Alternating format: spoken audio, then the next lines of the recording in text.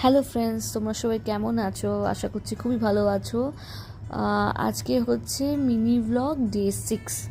তো আজকে সারাদিন অফিস করার পর আমি বাড়ি ফিরিনি।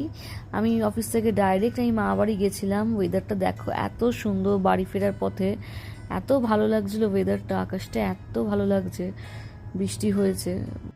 তো অফিস থেকে বেরিয়ে আমি চটপট মামার বাড়ি গেলাম। মামার বাড়িতে আজকে আমার ভাইয়ের বার্থডে ছিল, আমার ছোটো মামার ছেলের বার্থডে ছিল।